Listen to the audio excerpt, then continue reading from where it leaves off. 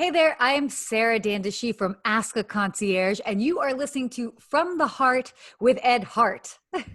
Welcome, Sarah. Thanks for joining me today on From the Heart. I appreciate you taking time to sit and talk with us. Travel is definitely a topic that is on everybody's mind right now, whether they have completely stopped travel like most of us, or they're still looking for safe places to go, or the big question that I think we'll talk about a lot today is when can we start traveling again? We have a lot of personal travelers. We have a lot of business travelers who watch and listen to From the Heart. So I would love to just start with, I know that you, in I believe it was 2015, were the best young concierge in the world. Been a long time since I've been the best young anything, but so I appreciate that. For those that wonder what that is, it's sort of like, think of Miss Universe. It's the Miss Universe of the concierge industry.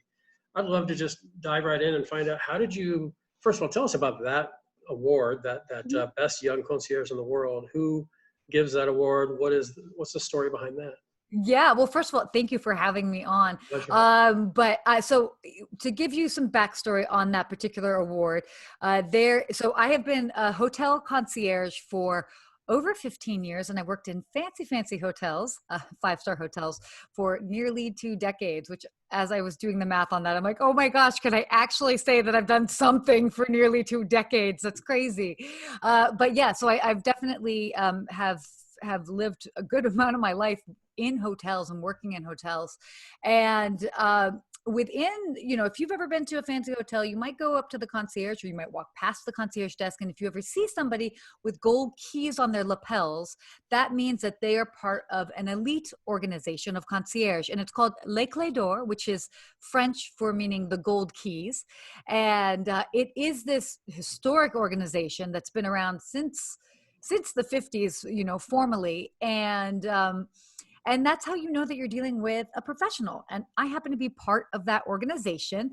And because it's a bit of a aging profession, and we have many of those type of professions, around the world, but because it's an aging profession, in an effort to sort of encourage younger generation of concierge, they ended up creating this award for the best young concierge in the world. And Wow. they started this about 10 years ago or so, maybe 12 years.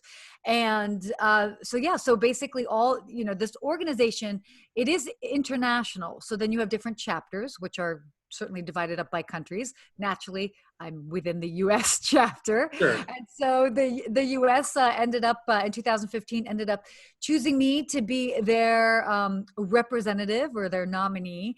And then I then went on to compete internationally. And then I was actually the first time a person from the U.S. had won, because Wow, that's great. in mind, this is, the hotel industry and hospitality is so deeply rooted in Europe and overseas.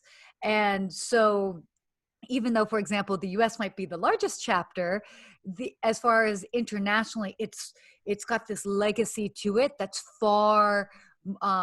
that's just far more weighted than, say, in the United States. So so that's why everybody else seems to have won. And then this was the first year that the US won. So go Team USA. Congratulations. That's fantastic. It's quite an honor. I think that's anytime you're in any kind of a competition like that and you get a chance to compete, as you put it, and then win against competition around the world, that's pretty cool. It says a lot about your background and your experience. So how did you get into this? I know that when we chatted last week, you talked a little bit about, options you had for different types of part-time work. And I'd love to hear your story about how you got into this industry to begin with. Before we really dive in, I think, like I said, the majority of the folks watching and listening today have done a lot of travel and are hoping that day comes again when we can. I know, my wife and I love to travel, and we've had several trips this year canceled or postponed as a result of the pandemic. But before we go into really the meat of that, I'd love to just hear how you got into this. Yeah, well, and yeah, we'll definitely dive into that, because I certainly want to bring it full circle and talk about what we can do, where we can travel, what's going on in the travel industry today. But a bit of my backstory is, I was going to school at Georgetown in Washington, D.C. I was studying at the School of Foreign Service, which is basically for international relations degree. And in that, I always wanted to, I needed a part-time job, and my cousin at the time, who had gone to hotel school and all that, was working at the Four Seasons. And so he's like, oh, don't work down the street at just like any old restaurant. come work at the Four Seasons. You can get benefits and all this stuff. So I'm like, Sure. ooh, wide-eyed and bushy-tailed at 19, like, whoa, benefits. Wow, I'm an adult. So I know it's so funny, but that's really what gave me my introduction to hospitality. And I'm so grateful that I learned it. And my first introduction was at such a well-respected brand like the Four Seasons. The Sure. training that I got, so fresh out the gate into hospitality, Yeah, they're known for their they service. are Yeah. known. And so they groomed me. I didn't have a chance to learn any bad habits. I was just thrown into the deep end with it. And so that's really how I got started in hospitality. And then when I moved out to Los Angeles, it just seemed like the right fit. And then I worked at the L'Hermitage in Beverly Hills, which at the time was a Raffles property, then became a Fairmont. And then I was at the Peninsula in Beverly Hills. And then more recently, the London West Hollywood, which is a 5-star boutique hotel.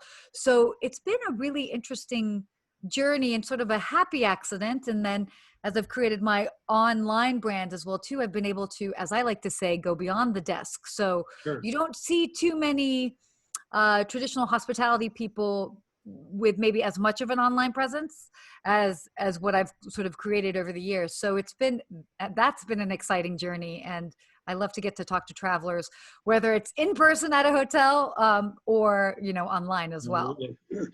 Was there a point when you were at the Four Seasons or early on or what was that point when you realized, this isn't just that part-time job to get me through Georgetown, but this is what I really want to do with my career?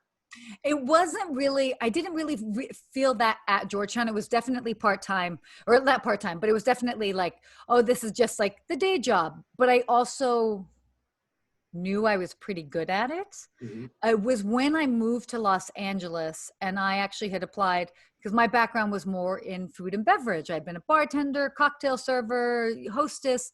So that was more of my world. And the general manager was like, I think you'd make a great concierge. And I'm like, does this guy know I wanted to be a bartender? Yeah, exactly. Like what's going on here? I'm like, wow, that seems like such a hefty role. And I'm like, well, sure, I can figure it out. He's like, oh, I know you can. And so I started with that. And it was probably 2 years, shortly into that, where I finally started getting into my groove as far as being a concierge. And I'm like, oh, there's something to this. And I'm pretty good. And then when I went to the Peninsula, that was even a whole other level of grooming that I got there, because that was, then I was now not just experience at a 5-star hotel, but being the concierge, like the point of contact for all of these individuals at a 5-star, 5-diamond hotel in the heart of Beverly Hills. Like it doesn't get much, more in the mix of things than that. So again, that was another real special moment in that it was definitely high level of grooming Sure. that happened there. But I really, it just came naturally. And so it was kind of this natural progression, but it felt right. Can you talk to somebody like me who travels a lot or traveled? I'll use past tense, but really I do mean present because we'll get back to that. The role of a concierge. I mean, again, a lot of times I travel, I don't really even think to contact the concierge. I mean, there's been times when it's like, hey, can I get some hockey tickets or something if I'm in Minnesota or what have you? But what are some of the normal requests? And then I'd love to hear maybe some of the more strange ones you've received. Yeah, sure. So, I mean, here's the thing is that I think I know there's a big misconception with concierges that all too often they're like, oh no, like how much am I going to have to pay them? Or are they just going to give me advice on places that like they get a kickback or this or that? And it's like, okay, totally breaking it down for you. If you are at a hotel and you're dealing with a good concierge, the best way to look at them is like your liaison to the city. Like they're your contact to the city. So you should absolutely use them. You should ask them where you can go grab a cup of coffee. You can go, you can ask all sorts of things. And, I understand that there is a trust factor, but you can start with something simple like that. I mean, realistically, nobody's getting a kickback for every time that you go to a coffee joint. So like, if you want to like suss out the situation, you can ask for something, as in essence, as simple as that. But really, like they are such using a concierge is such a way to take your experience at a hotel to the next level, because they know the immediate area, they know where to go, and they'll recommend it for you. So you can really make it something special. Find So out what again, that guest likes are and dislikes, and so you can customize your approach to that. exactly. Yeah. Exactly. And they're just kind of great people to have like a conversation with. And it's all to, I mean, it's, you don't have to be talking about the fanciest restaurants or the fanciest stores. It could be like, hey, I'm just looking for Where's the whatever. local Target? Yeah. Yeah, exactly. Yeah. And then, as far as like as people always get worried, they're like, oh my gosh, do I have to tip and this and that? And it's like, look, here's the thing. This is the service industry. So, you know, I always say, like, if you wanted to tip, you would tip based on the amount of effort that was made. If you just, hey, where's the nearest Target? Awesome. Thank you. Whatever, move on with your day. Yeah. If you use a concierge and they've planned out your whole stay for a week with breakfast, lunch, dinner, tours, this, that, whatever, and it's like for your whole family, okay, that's going to be a bit of a different thing. And which all Different makes level of sense. service.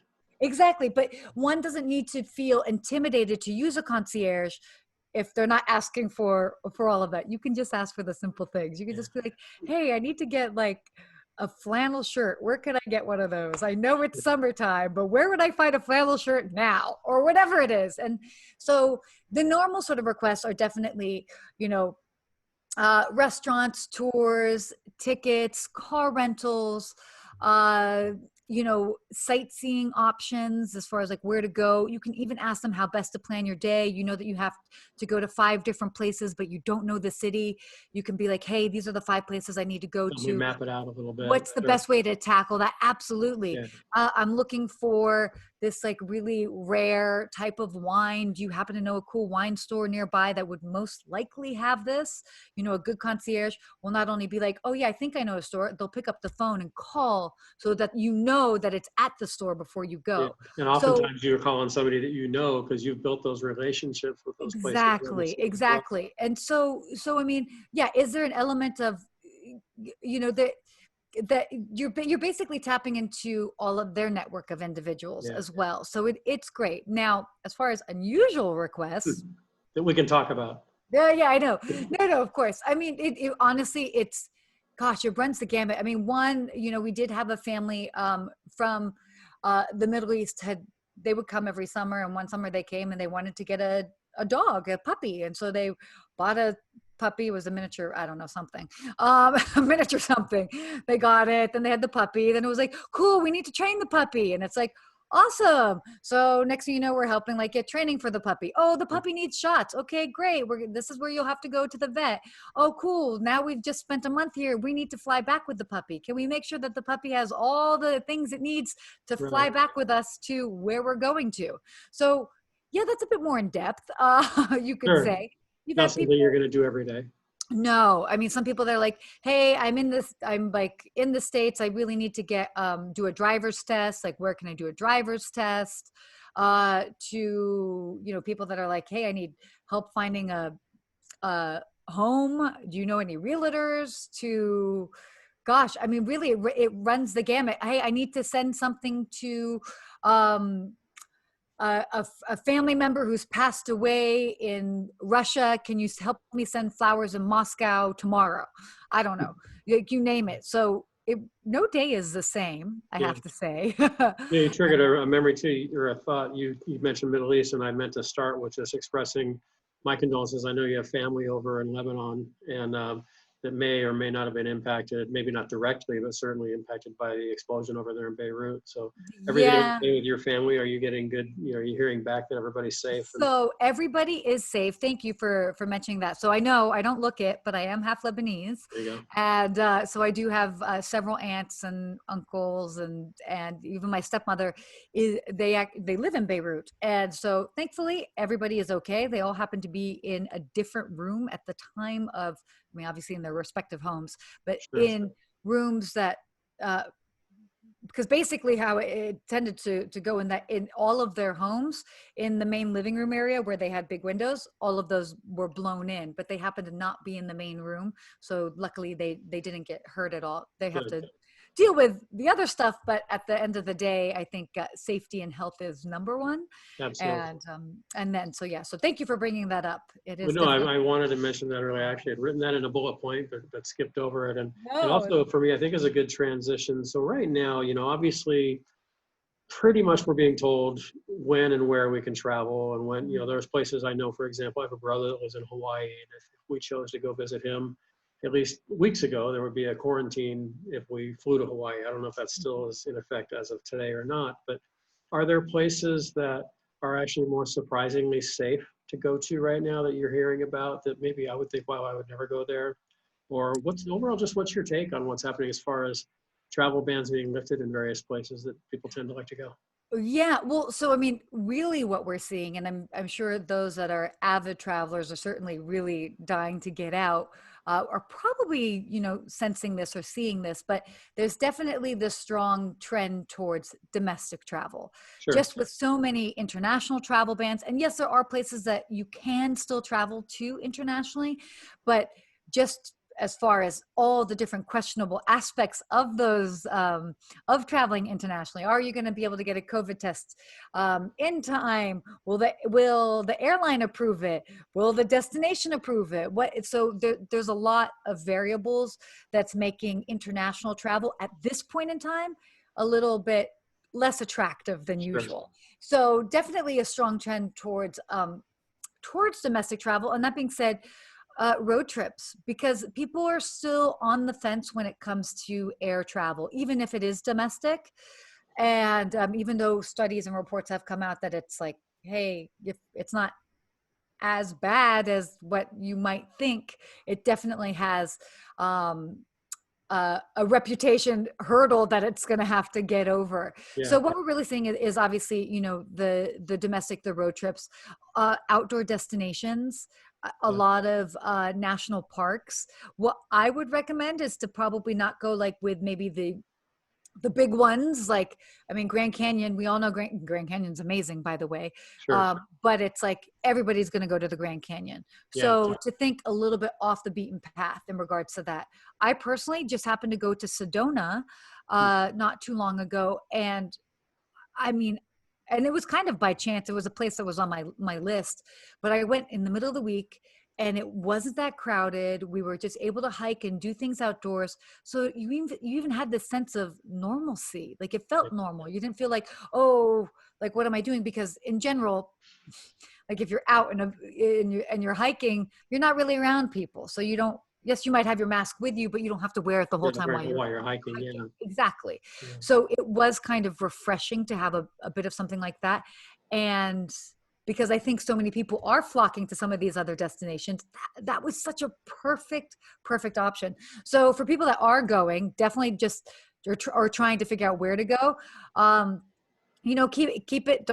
keep it simple. Maybe try to go someplace anywhere between 100 to 400 miles from home, depending on how much you're comfortable driving, Sure. and opt for those places that are open air destinations. And then if you can, go in the middle of the week, just less people are out. True. So that's always good. So you'd be in support of what my wife and I and our family have in mind. We're leaving Saturday to go camping up in Bryce Canyon.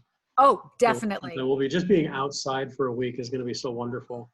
It's going to be, and honestly, it's an interesting time because here we are in August. I can't believe we're in August, I but know. we are in August.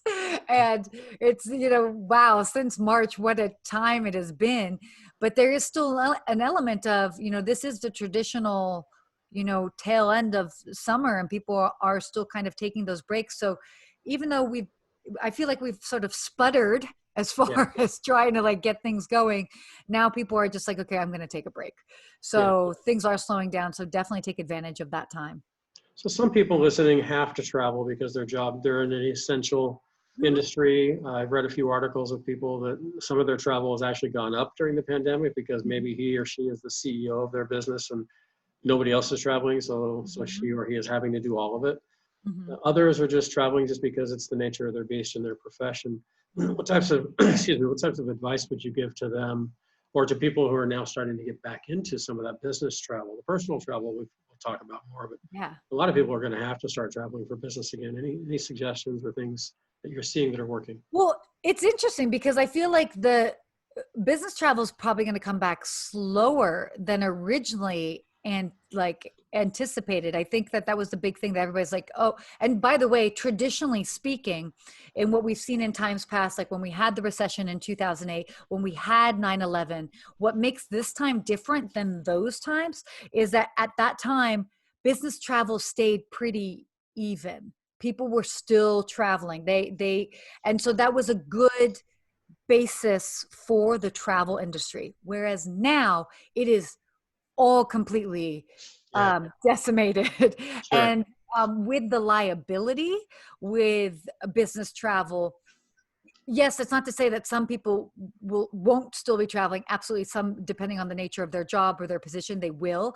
But as far as like the sheer volume as before, we aren't going to see that for quite some time, just due to the liability. And, you know, as people are relying on technology, like for example, we're on Zoom right now. Yeah. So that's going to be a little bit of a longer recovery period than what they had originally anticipated. And that as far as the bounce back in the industry is definitely going to be more in the leisure travel, and even a bit of the luxury space as well too, those that might not be impacted as much financially, or at least they would still have, you know, the funds to be able to go travel.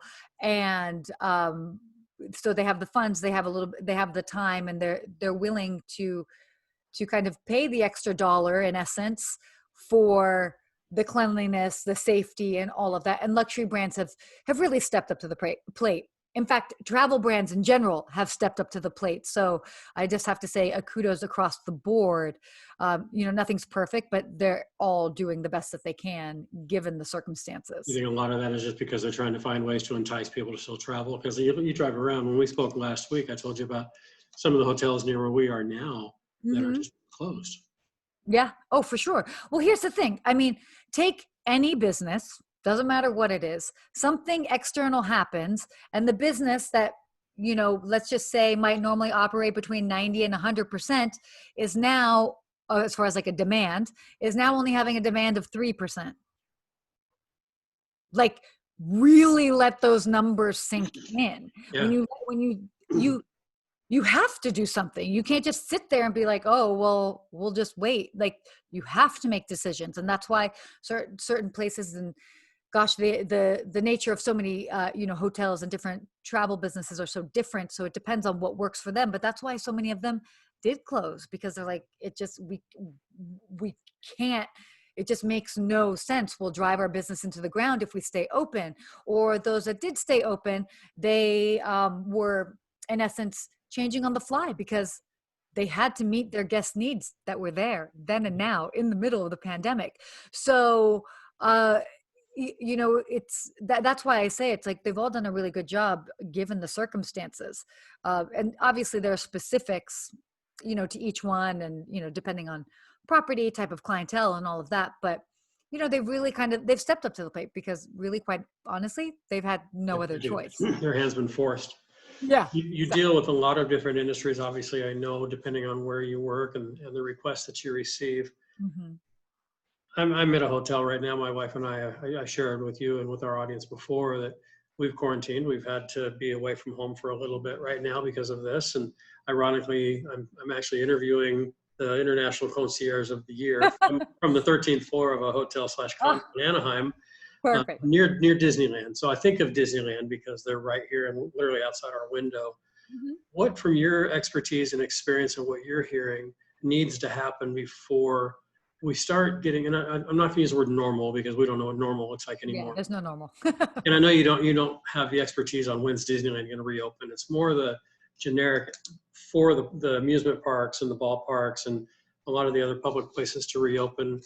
What are you hearing in your industry? Because I know we hear the scientists, we hear the politicians, but someone who's working in the industry that really works closely with these different organizations, what are you hearing that needs to happen before we can get back to some sort of quote unquote normal? So this is what I always say, because there are several layers to that. And I thank you so much for asking. This is a really good question, because I think all too often here in the United States, first of all, the United States, we are an amazing, huge country with so many different people and different outlooks and all of that.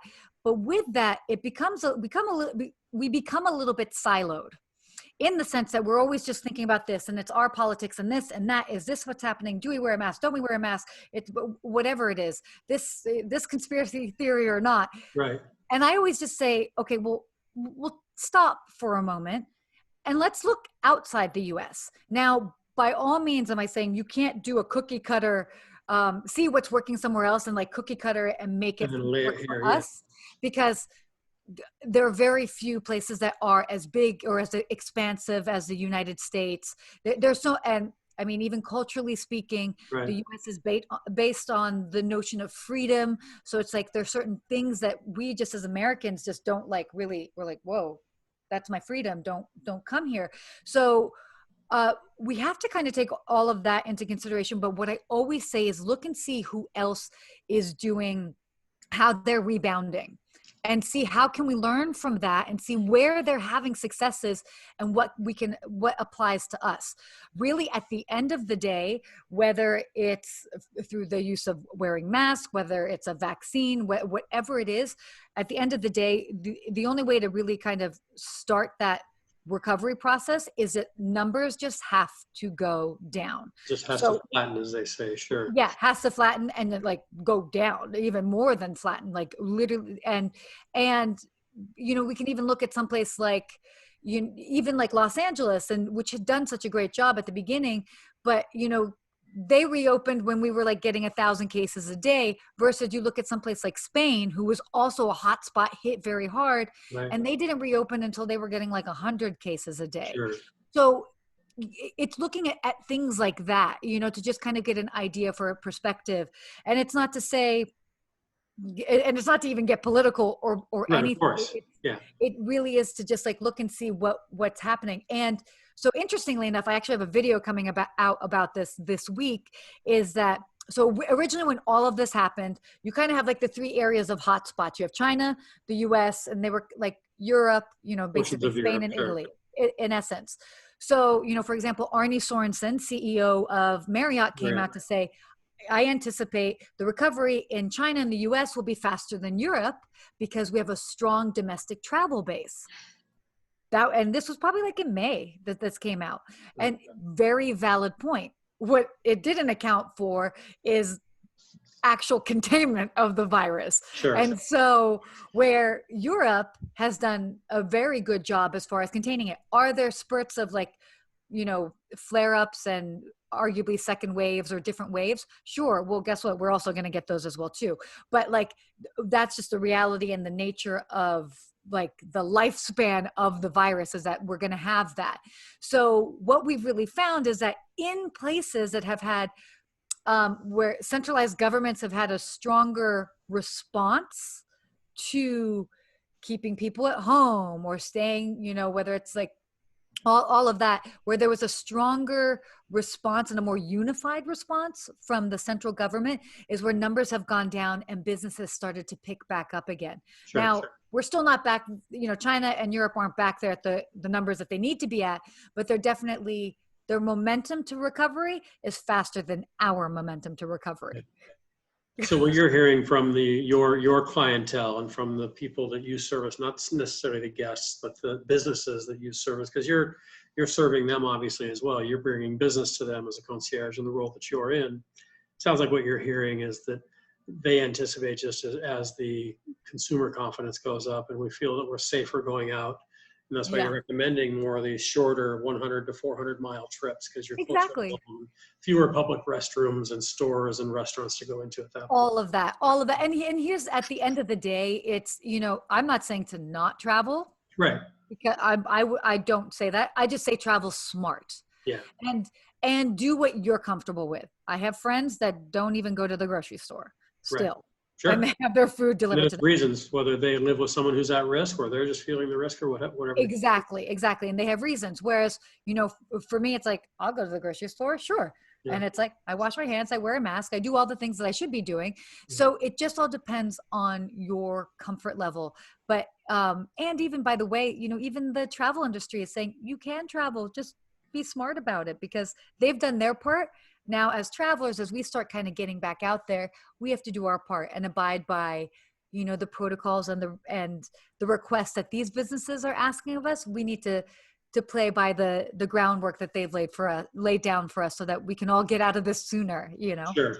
You mentioned that you have a video coming out this week, and I know you've done a couple of hundred at least videos on your website, the askaconcierge.tv. One that I watched recently, I think it might have even been your most recent video, but about traveling smart. You alluded to that a moment ago, and I hate to put you on the spot, and you may not, I don't know if you'll recall all your tips, but what are some of those specific tips? I mean, I could go through the video and could show it and put a link to it on here, and I certainly can. Yeah. But what comes to mind for you on ways that we can travel smart? Let's just talk to my wife and me for a minute. We're going to go to Bryce Canyon later this week to go camping. We've got a 6 or 7 hour drive with an overnight stop in between, which again is probably the majority of most of the travel people, not to Bryce to go camping, but those shorter trips. What types of advice, or for those that want to book a trip still and travel somewhere on an airplane, what would you suggest? So number one, I would say, is to research your destination. So you want to just research the destination, just get an idea for like what's open, what it's like there, what are the expectations. Also, what are the numbers like there as well too, just so that you have an idea in case you happen to be going to a place that is a hot spot, or whatever, or if you're not, you just want to be mindful. So you just want to research the destination. Then on top of that is that you want to plan. Right now, maybe before where people would be like, you know what, I'm just going to wing it. I'll find a hotel along the way. And I'll just, I like to travel. I guess past tense. for sure. And by the way, there's nothing wrong with that. But for now, what I would recommend is to just plan a little bit more in advance. So make sure that you know where you're staying, reconfirm, find out what they happen to be doing. If you have any sort of questions or reservations about what they might be doing to make your stay, a safe one, definitely call them, reach out, and because a lot of the hotels definitely have that information. It's generally readily available on their websites, but you can also call and speak to somebody as well too. So I think that that's another great thing, is to actually plan and have those reservations down and have that idea, and then go with the expectation that it's probably going to be a little bit different than if you were traveling at another time, and be okay with that, and be okay, what, this is the situation, this is what it is, and there's no really reason to fight it, and obviously then the other things is to just like be smart. So opt for more outdoor activities. If you are around people, try to avoid crowds if you can. If wear a mask, I mean, that's pretty much mandated in most places. Just do it, because we all just want to kind of get out of this sooner than later. Err on the side of caution, as a lot of people are saying, right? Yeah, exactly. And at the end of the day, you just want to be smart and do something, because you want to just not think only about yourself, but just think about others as well too. Yeah, that's good advice everywhere, whether you're traveling or not. This is true. I've heard you talk about how you recommend that people, not that you don't want to use the online travel services that are out there, but you're a big advocate for call the travel agent, call the hotel, call the airline. 100%. I would imagine now, especially, definitely you want to have those conversations. Hey, what's it like where you are? Mm-hmm. What should I expect when I come into your hotel or go into your city? Yeah. So, well, here's the basic thing for those people that they're like, wait, why would but what about deals and this and that? Yeah. Here's the thing with when you book with a third party and an online travel agent, this has always been the case, is that, if should anything go wrong, should there be any changes or anything, now you don't just have to deal with one business giving you a change fee or a cancellation fee or whatever. Now you're dealing with two, because you're dealing with either the hotel or the airline, as well as the third party booking site. And also generally, if you read if you read the fine print when you're booking on some of these third party sites, and you're like, wow, well, I'm able to save $15. And then it's like, yeah, but then there's this weird fee after the fact. They like tack it on in a weird way. And then you're like, I've just paid the exact same amount. Whereas if you book direct, all of a sudden you're having a direct relationship with that business. And that's how you can, you can talk to them to be like, hey, I'm traveling for the first time. I need a corner room, or it's an anniversary, or can you do something? I'm allergic to feathers, whatever it is. Sure. So just always booking direct is just far easier and simpler. And it just you're cutting out the middleman where it's not necessary. Sure. No, that makes a lot of sense because you're definitely going to, and I get, because you do what you do, and I'm certainly this way, very relationship driven. You're Totally. starting that relationship right away by picking up the phone and having that Exactly. conversation. Oh, and by the way, when we're talking about middleman, it is different if you're working with a travel agent. So a travel agent is not necessarily a middleman in the sense that, because generally the travel agent is providing almost like a curated service. So generally when the travel agent books for you, they are booking direct. So they're just going to help you. So in essence, instead of you having to be like, oh, I need to cancel my flight, you can just call them up and be like, I need to cancel my flight, and they'll handle it for you. So they're not a middleman as in like there's all these strings attached, like say if you're booking with an online travel agent. So they're sort of your travel concierge to 100%. use your term. Totally. So that's why they're great. I'm just curious. I mean, I obviously you love what you do. It comes out in the conversations we've had and in this conversation as well. What's the best thing about the job that you have right now? Why do you love it so much? And what is it that puts a smile on your face every day when you get to, in those days when you actually got to go to work, but still you're working every day? What is it that you love about it?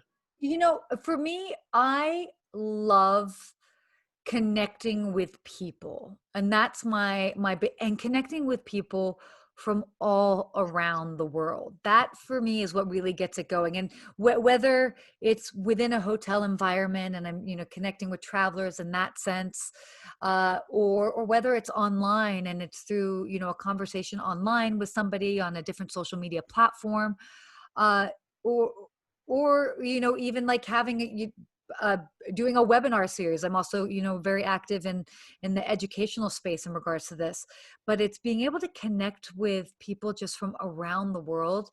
It just reminds us of like who we are. Like we're all human, there may be different shapes, sizes, colors, that, beliefs, languages, whatever, but it's at the same day, like, there is this human element that what we're feeling here is the same as what some people might be feeling in Argentina, might be the same as they're feeling in Germany or in India or in Hong Kong. Like, and when you really kind of like boil it down to that, it really, there's sort of like some comfort in that sort of camaraderie, and then the special thing is like when you're able to kind of delight people. So either delighting people by doing something special through service, or encouraging people to think in a different way and opening their mind to looking at the world in a different way, which is why I'm such a huge fan of travel, because I really feel like it is an education like no other and can just really enhance all aspects of your life.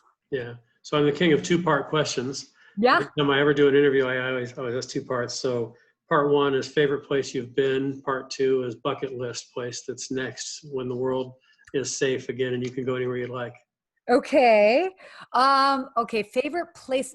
Gosh, I have a hard time playing favorites. And I think it's because my grandmother was always like, I can't choose a favorite granddaughter. And I'm like, I'm her favorite. But, well, you already knew that. Yeah. Yeah, no, I remind her every time I see her too. It's amazing. But, oh gosh, favorite.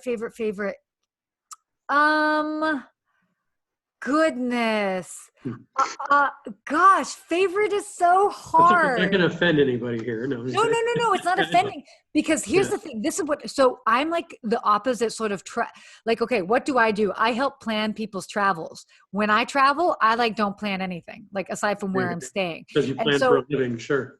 And I just keep my expectations low in essence, so that I just go when I'm in awe. So I'm almost always pleasantly surprised. How about this? Some of my favorite destinations from last year, because I traveled to 35 different places last year, to give you an idea. Wow. 35 is a lot of places. It is. It's a lot. Nicaragua was delightful. I was like, oh, why would I go to Nicaragua? And I went and I was like, why would I not go to Nicaragua? Well, I go back now, right? Sure. Amazing. If there was a whole Costa Rica trend. If you want something that's a little less touristy, Nicaragua is the place to go.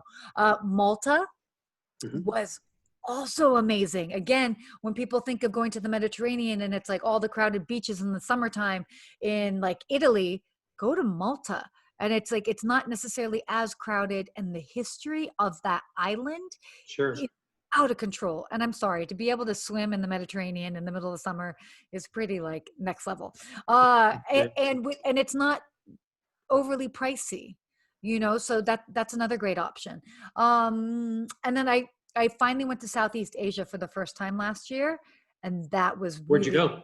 I did kind of a whirlwind trip. So I went to Krabi, Thailand, um, Ipoh and Kuala Lumpur in Malaysia, Mhm. and then Bintan, Indonesia. And they were all spectacular in all different ways. I mean, Thailand, I can't wait to go and explore more of Thailand.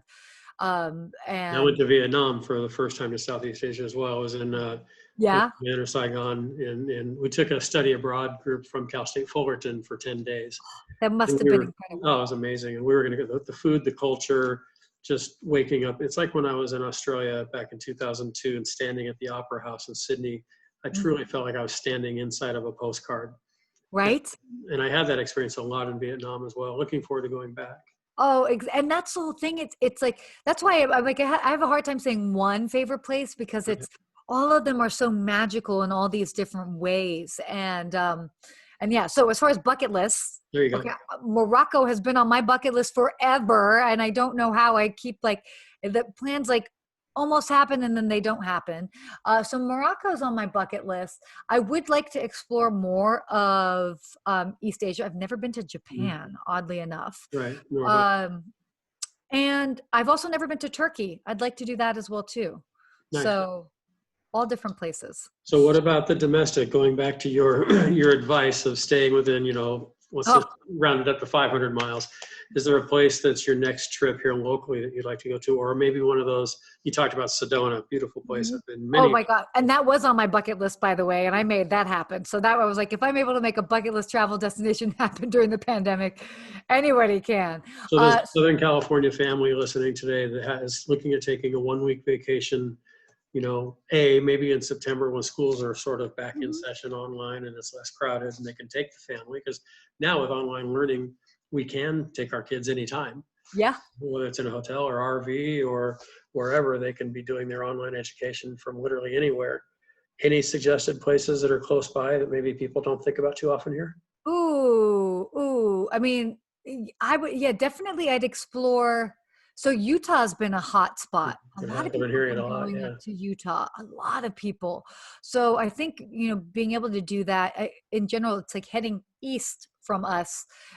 It is kind of like a hot thing all around Arizona. Even places like Page, Arizona, uh, you know, some of the other places that might not be like the main spot of like the Grand Canyon, so other places a little bit off the beaten path with that. Um, Funny enough is even doing a drive up the coast of Mhm. California. I mean, I think that that's so often overlooked, and maybe people have done it or maybe they haven't, or they've done part of it. I've only done part of it. And I'm like, how have I lived here for so long and I've only done part of it? So that's definitely on my list for me to do. Next is to go up. I've missed Big Sur. I've come down to just above it, and I've driven up to just below it, but I need to do the whole thing. Do the whole thing, Um, sure. and then, even doing like Sonoma and Napa as well too. Again, right now you're kind of hitting it right before their harvesting season, but Mhm. they've you, it's so beautiful up there. And they had at one point, they had some of their tasting rooms open because they were outdoors. So I Right. don't know where they are now. I would definitely check on that because I know everything is fluctuating.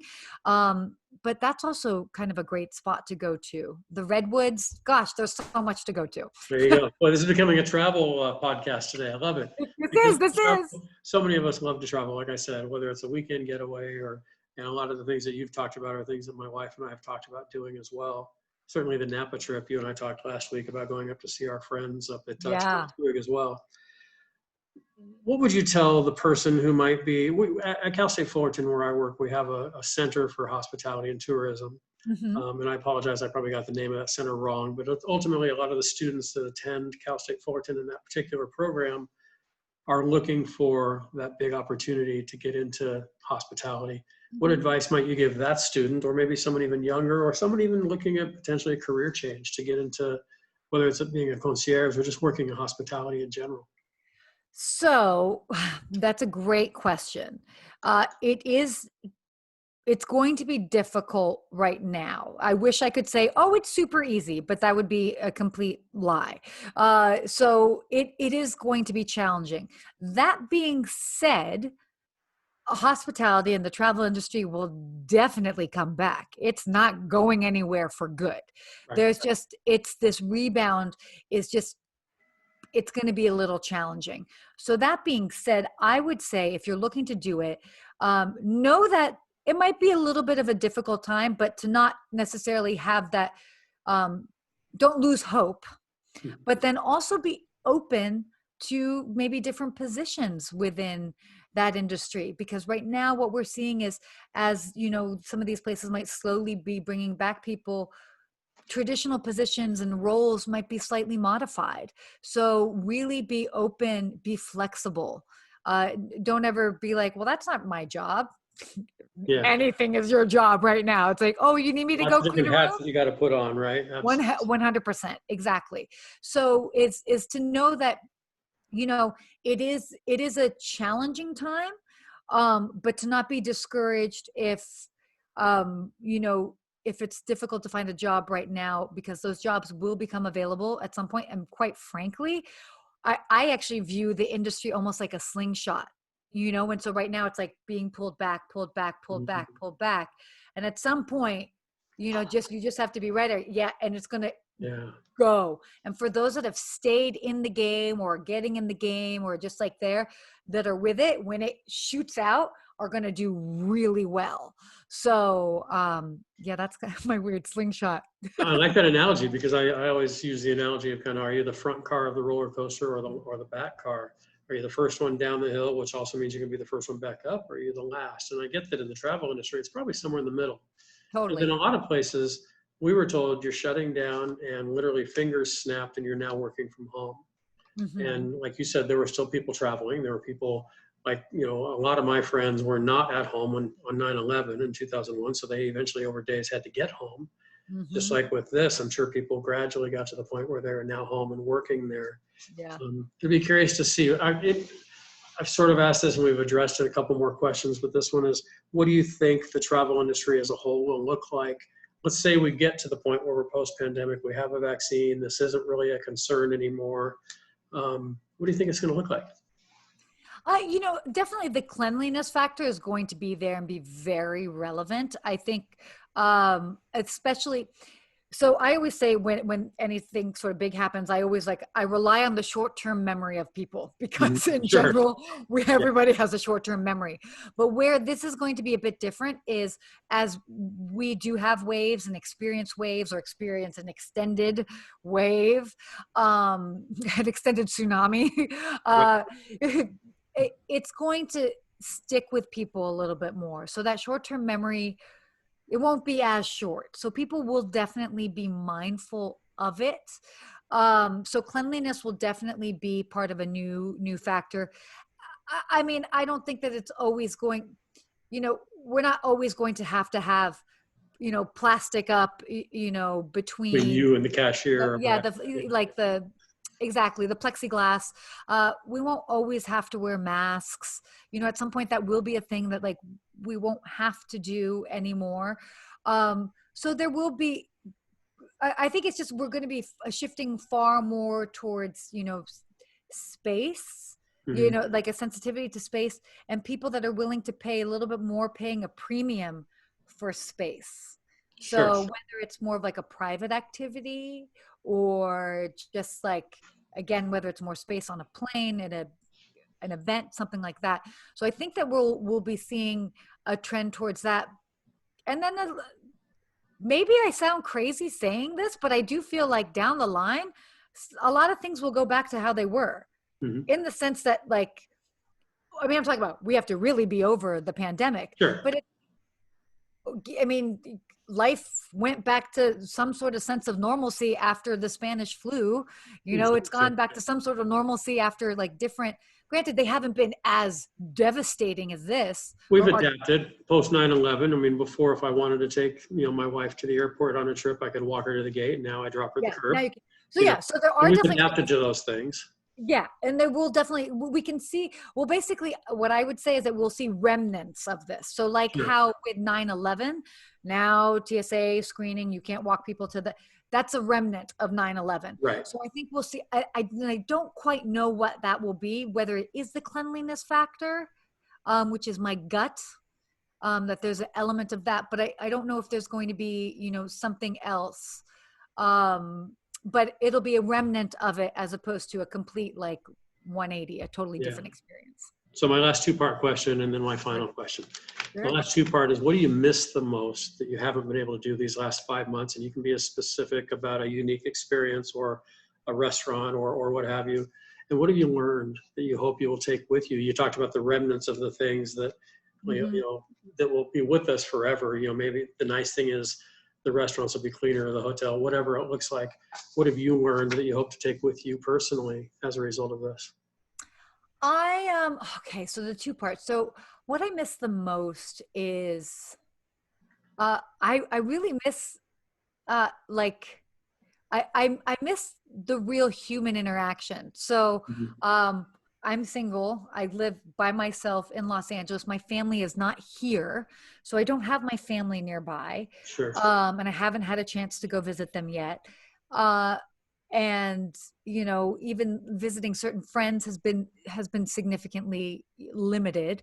So it's really that human interaction with the people that kind of like matter most in my particular case. Sure. Now what I've learned that I've definitely grown to appreciate is this change of pace, because the joke was is that my nickname was Tornado. I would like Mm. come in like a tornado.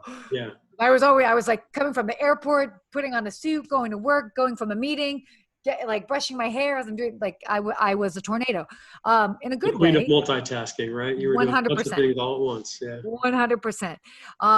And so what's been nice about this is that change of pace, and that I've still been able to kind of, in essence, be impactful with what I do, but it's just far more deliberate. And so that's been really nice to be like, oh, you don't have to go like a crazy person to like still make an impact. You can make an impact with more breathing room. So finding time to really breathe a bit more in the daily life, that more, whether one could argue the work-life balance, Yeah. has been nice. And then it's also been a bit of this like you're trimming the fat. You're trimming the fat of life. So from what's the unnecessary stuff that we like find ourselves doing and going to, what the unnecessary people that like, why are we really having to engage them or have them in our lives? So it really is trimming the fat on what is just important, and just really focusing on The big the stuff rocks, that the big important stuff. Yeah. Yeah. totally. And we talked about that when we spoke last week too. And I've had this conversation with a lot of people that the relationships we're having and that we're continuing to feed right now. It's not necessarily, if I'm at work and I say, hey, how you doing? I might say that 300 times to 300 different people Mhm. and have one conversation as a result.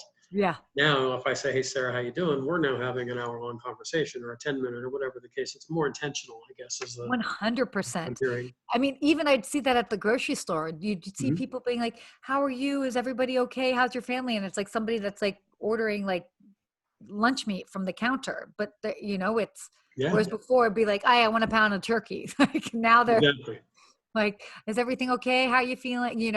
And so we are seeing far more deliberate interactions, which Yeah, is for nice. extroverts like you and me, we thrive on all that interaction with a lot of different people. But this is Totally. actually, for me, I remember the conversations more now than I probably did before, which is good. Oh, And that's what I hope to take with me, is that I'll continue that way of communicating with people even after this. When I can be in the hallway or 40,000 students on campus and walk by, I still hope that I'll be a little more intentional with my conversations with people as well. yeah, yeah, I think so too. And there's also an element of being almost like location independent as well, as so many of us, and this might be a bit more of the temporary thing, but might be able to do work from home or do work on the road or whatever. There's a little bit of a sense of freedom that's like, oh, maybe I don't have to always go to the office. So Right. exploring a little bit of what that feels like, because that's kind of scary if you're used to being rooted somewhere. But then it's like, oh, well, if I can still get this done and go have stay at the grandparents' house for a week. How Mhm. amazing is that? Yeah. I see a So lot of people saying, I'm coming to you from the apartment at my grandma's house in, Lower Manhattan. And it's like, well, I've been here for a month because I can't really travel. And yeah, so there's a lot of things like that.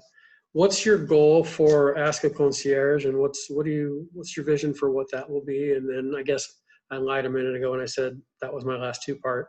This one is. So what's the goal, and then how do people reach you if they want to learn more about what you do, and what's next for you? What's the best way to get in touch with you? well, I definitely have I'll share more of like the more immediate goals because there's definitely a long-term plan for sure. But more immediate goals and things that I'm actually actively working on that I'm very excited to share is, I have a hospitality consulting part of my business, and that is really growing. Uh, quite a bit right now, which is so exciting because being able to kind of bring that sort of like hospitality element to other industries is really something that I am passionate about. So that's exciting that it's growing in that regard. I am also working on a book Nice. as well too. I have wanted to do a book for quite some time, but I wanted it to be the right book at the right time on the right topic, and not just a book to be like, oh, I wrote a book. Here's my book. I, Yeah. I really wanted to, add value, to whoever ends up, to the right audience. So I am excited that I am going to be working on that. And Can you share anything about that, or too you early? said, what? Can you share anything specific about Oh that? yeah, yeah, sure. I mean, I could share. Yeah, I mean, it's a hospitality book, so it'll be a hospitality. So it'll be a little bit more driven towards the hospitality industry, in regards to in regards to that. So Good. just kind of like working out the details and all of that. So I don't have any insight of like when it's coming out, but that is Right. something that I am working on, and we'll have that out before the end of the year for sure. Awesome. And then always kind of like the big thing is would love to create that travel show. So Mhm. also always working on that in the background as well. You've been on Good Day LA. You've been on the Kelly Clarkson show. How did those come about? Oh gosh, it's just been from years of experience of creating the video content myself, and really positioning myself in that way that I'm able to provide that sort of expertise. So when they're looking for an expert person to come on, it's like, oh, she has a proven track record, and we know what she looks like, and she can speak on camera. Yeah, Perfect. We'll there you use go. her. Yeah, there you go. Now, there are a lot of people who, like I said, are travelers. There's companies who are looking for how do they figure out what their travel is going to look like for their company. They may want to get in touch with you for your expertise, or Definitely. anybody that just wants to learn more about your career and background, or your book coming out, or whatever it is. Yeah. Best way for people to find you. Absolutely. So the best way would be to just go to my website, which is askaconcierge.tv. But if you are more into social media and you like the idea of more of like regular updates, I am very active on social media. One of my biggest platforms is Instagram. So that's Ask a Concierge there. I'm also on Facebook, Twitter. And then if you really want to connect, on LinkedIn as well too. Excellent. Well, Sarah, I appreciate your time, and I appreciate you sharing. Hopefully people who are worried about or wondering about what the future of travel will look like will get some content, not only from our conversation today, but in future follow-up, and going to your site and connecting with you. I know I'll be watching closely because, like I said, my wife and I have had several personal trips canceled. We've had some business trips canceled. And I do like this new technology that allows us to do this and might save money in a lot of ways, but Mm-hmm. still nothing replaces that human touch and that personal touch and that Agree. opportunity to see parts of the world that we may not normally get to see. Mm-hmm. So as I've told you before, and everybody that's ever watched or listened to my podcast knows the final question. The name of the podcast is From the Heart. And Mm-hmm. so as we wrap up today, Sarah Dandashy, what's in your heart? Oh, ah. I would say gratitude. Gratitude is really in my heart. And I've been really and I don't know if that sounds silly or whatever, but just in this time where there's so much that's uncertain, and for whole industries, for seeing people that are losing their jobs, for all sorts of stuff, is that just kind of that grateful for just the simple things, because really at the end of the day we've had so much of our lives shaken up, and so what does it come down to? The simple things and the things that matter. And so I'm so grateful for those. So yeah, so gratitude is in my heart.